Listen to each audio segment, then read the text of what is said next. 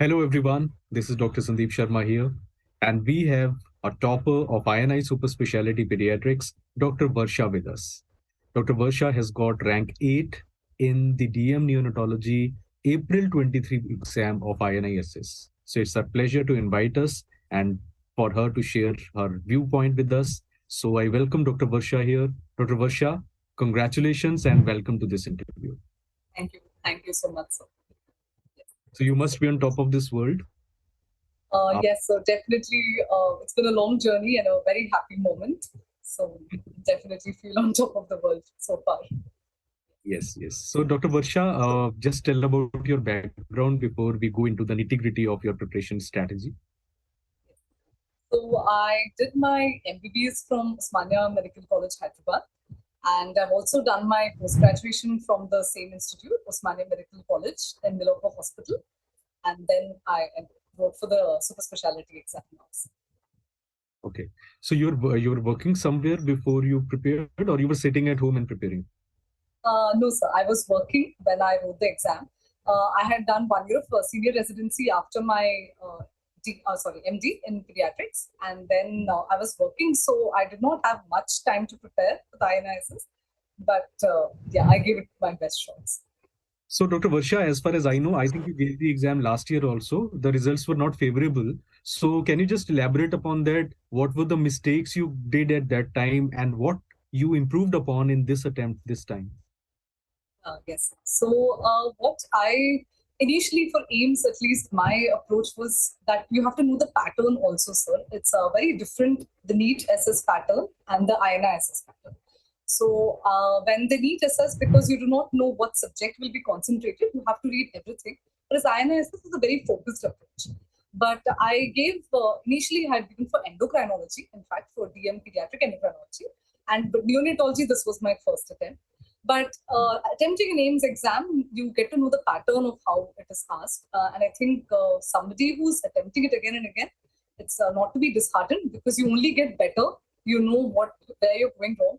Like, for instance, the places I went wrong, I thought well, there were certain topics which are again and again asked in AIMS. And I thought you should be very thorough in them. So I made a mistake of not realizing that they have a certain pattern of questions that they ask again and again. And if you stay thorough with them, you will definitely hit the mark. So I think I learned that giving the exam again and again, and not to be disheartened when you keep giving exams. It will always result in fruitful results. So, what were the resources that you utilized for specifically for this exam? Yes. So I think everybody would agree that for neonatology, AIMS NICU protocol is a must. You have to read it to the T. For general pediatrics, I mostly watched your videos, so they were very helpful, especially because certain topics which are asked again and again, endocrinology topics are asked very much in AIMS, so are like critical care topics. These I mostly watched your videos, sir, and I made crisp notes of them to revise. And I think that was, and milestones, I always watch your videos, so that is the best video I've seen on the milestones. So that, and because the question is always asked on milestones, more or less you have to expect a question on that. So that was what I did. AIMS NICU protocols to the T for neonatology and Cloharty for certain topics. I did not have the time to read the entire Cloharty. If you can, very well to read the entire Cloharty as well. But if you do not have time, at least the major topics like the respiratory disorders, the cardiac disorders, and nervous system disorders to read from Cloharty. And I read Nelson, the prenatal diagnosis part. So that's the fetal medicine and maternal and fetal medicine. I read from Nelson. Yeah. Great. And any every journals? No, sir. Actually, it's better to not confuse yourself with too many books because I thought I should read maybe for certain topics, but I realized every goes a lot into depth. They do not that they will not be asked, maybe it will be asked, but it's not needed. Then you have to do a concise preparation and you have to be very focused in your approach. It's better not to refer to many articles. Stick to the AIMS protocols and Cloharty. That should be more than enough to crack the exam.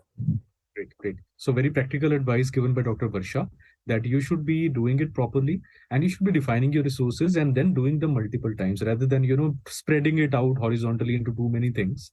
Stay vertical, stay focused, and high yielding areas you should be focusing. So, Dr. Varsha, can you tell the future aspirants what the high yielding areas according to you were for someone who will be targeting the next DM Neonatology in INISS?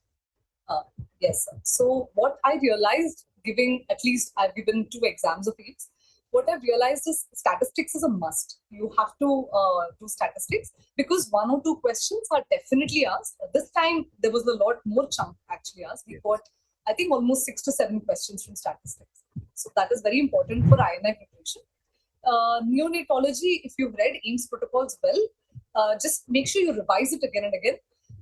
What happened with me, at least the first time I read, I read it briefly and I thought this would be enough, but they go to every line.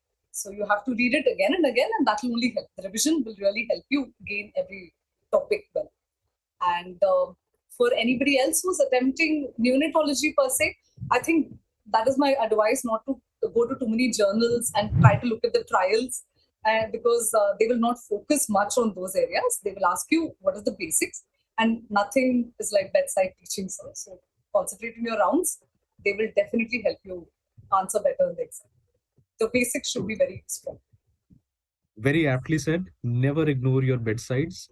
Books are fine, coaching is fine, videos are fine, but whatever you learn on the bedside, say tomorrow, even after you crack the exam, you're going to treat the patients. There is no other MCQ entrance exam after this.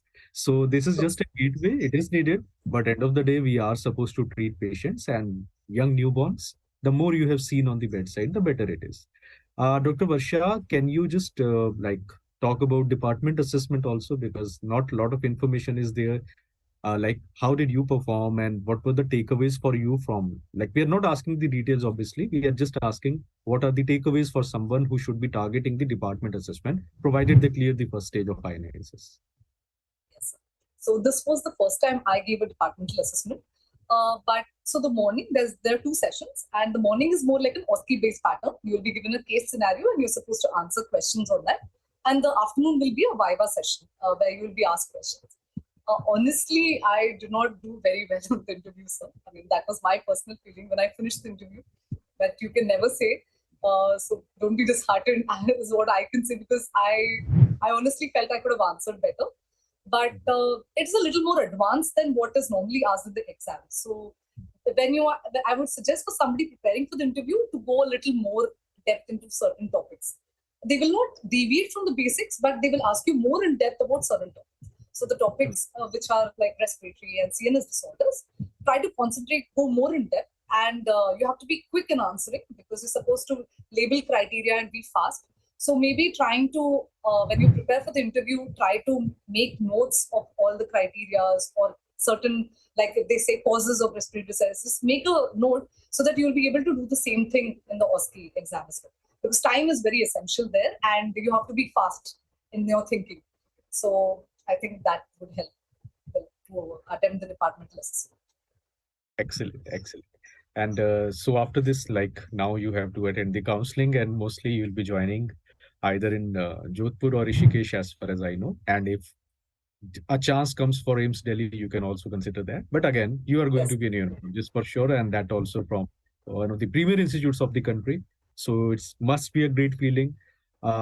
This success, there must have been more people behind this, like because it's never a one man's game or one woman's game. So you want to dedicate it to someone, you want to thank someone publicly, some shout outs to your friends, family members. Definitely, sir. It's never your own success, but whatever you achieve is obviously because all factors made you achieve it. First, thanks to the Almighty, sir, for giving me good health to prepare for the exams and write it well, and to give me the guidance and confidence, to instill confidence in myself that I can do it. My parents, they have always been supportive. They have never questioned my decisions to sit for exams again and again, and try to give it well.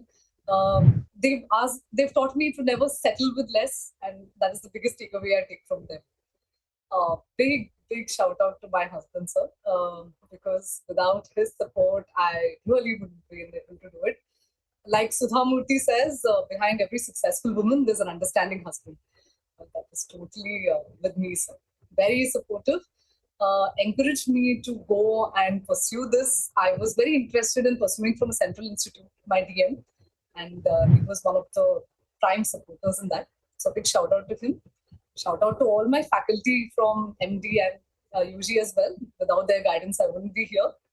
And big shout out to you as well. So last but not the least. Thank That's you. it. Thank you. Thank Yes. you. So I think job's done. No more further exams. Like obviously you have to eventually Yes. pass but not the MCQ really. Yes. Yes. But I Yes. So always love giving an MCQ exam. So that's something I always look forward to, sir. Because it's my weak point. But I'd like to get better at it. So yes. that's So tomorrow you can think about creating MCQs rather than yes, sitting for the MCQ exam. Yeah, maybe come on the other side of this. definitely. So Definitely. great talking to you, Dr. Varsha. And I'm quite sure a lot of future aspirants would have noted down the advice that you have given and what are the areas to focus. So you are a role model now. We wish you all the very best for your future. So on behalf of the entire PrepLadder SS team, all the very best. Do join and do stay smiling. And thank you so much for sparing time for us. Thank you Yes. so much. Thank you so much, sir. It's been a pleasure talking to you.